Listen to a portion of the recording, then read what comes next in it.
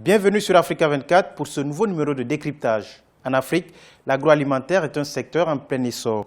Il réalise un chiffre d'affaires de plus de 300 milliards de dollars. Celui que nous recevons aujourd'hui dans Décryptage est un manager d'entreprise. Roland Daifa a mis en place Ben Agro, le magazine panafricain du bien-être nutritionnel et de l'agroalimentaire. Présentez-nous Ben Agro. Alors, Ben Agro aujourd'hui se donne comme objectif de renseigner le monde entier sur l'évolution de l'agriculture, l'évolution de l'agroalimentaire, l'évolution de l'agro-industrie, l'évolution de l'agro-business. Et puis, Ben Agro, c'est un panafricain en ce sens que l'équipe de départ n'a pas voulu faire un truc propre à un pays. Et donc, aujourd'hui, quand vous parcourez les colonnes de Ben Agro, vous voyez aisément que dans l'équipe qui travaille, il y a des plumes du Bénin, du Sénégal, du Gabon, de la Centrafrique, de la Côte d'Ivoire, du Burkina Faso, du Togo et du Niger. Puisque actuellement, pour cette année 2016, Ben Agro est distribué dans 8 pays africains avec un bonus sur l'Europe où Ben Agro est présent en France et en Belgique. Quelle est aujourd'hui la place de l'agriculture dans les économies des pays africains? Alors, c'est paradoxal parce que l'agriculture qui devrait être vraiment, comme vous l'avez mentionné, le moteur de développement en Afrique, se retrouve toujours au XXIe siècle en train de marquer les pas parce que les populations, et pour être plus précis, les acteurs n'appréhendent pas toujours les contingences liées au secteur et ils sont toujours, pour la plupart, dans l'improvisation.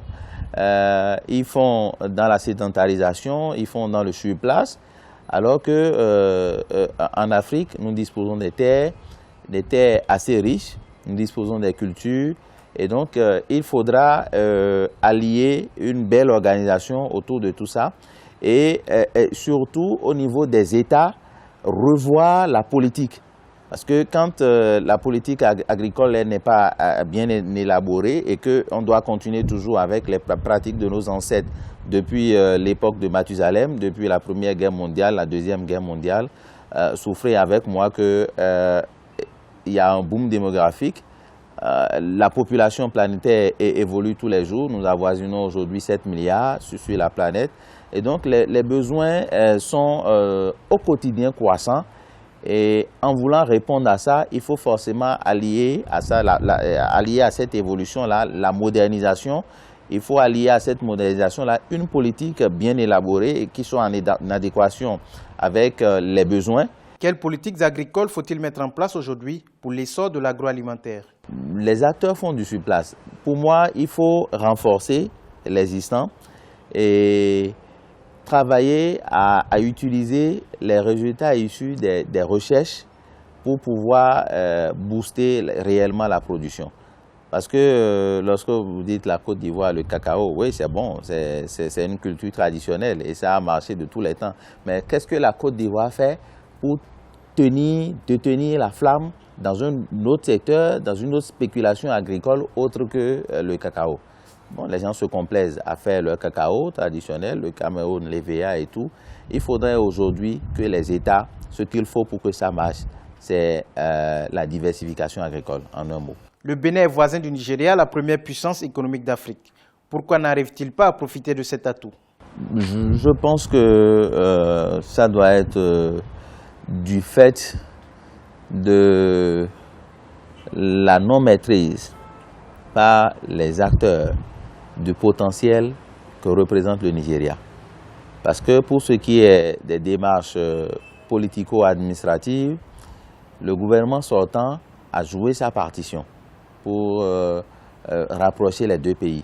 Mais il se fait que nos populations au Bénin, notamment celles qui travaillent dans le secteur agricole, n'appréhendent pas à sa juste valeur la grandeur que représente ce pays voisin en termes de consommation des produits de première nécessité. Si les acteurs savaient qu'il y a ce potentiel-là qui existait, je pense qu'ils vont se mettre en règle vis-à-vis des techniques culturelles, cultiver,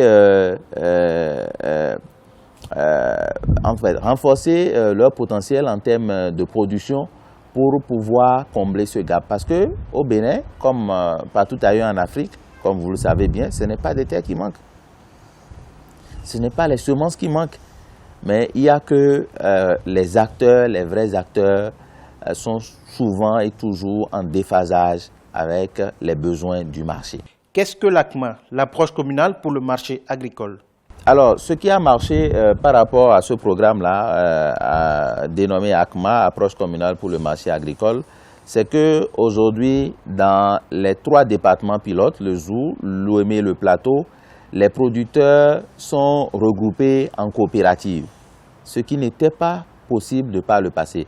L'ACMA a permis, ce qui est plus intéressant pour les producteurs d'ailleurs, de trouver aujourd'hui des marchés d'écoulement sécurisés. Et donc, la vente, la commercialisation se fait de façon plus aisée parce que l'ACMA a plus ou moins brisé tout ce qui est mythe, tout ce qui est tracasserie douanière, policière sur l'AS Cotonou, Abuja, l'AS Cotonou, Lagos. Et donc, ça permet aisément aux producteurs d'écouler leurs produits. Pensez-vous que l'Afrique devrait recourir aux organismes génétiquement modifiés, OGM? Pour moi, l'Afrique doit avoir peur des OGM. L'Afrique n'a pas ce problème-là de rentabilité des terres. L'Afrique n'a pas, au fond, un problème de semences. L'Afrique, avec ses productions, peut satisfaire ses besoins. Aujourd'hui, les Burkinabés, ils en ont marre. Et ils sont en train de tourner dos aux OGM parce que quand les paysans, quand les producteurs font le bilan, la somme de tout ce que les OGM ont produit chez eux, c'est de la négativité ambiante. Vous prenez le Bénin, par exemple, le Bénin n'a pas autorisé les OGM. Il y a une loi qui a demandé des moratoires au niveau de ces instances-là, puisque ce sont de grosses firmes qui s'installent dans tous les pays. Le Bénin a pris une loi qui demande à ces acteurs-là d'attendre.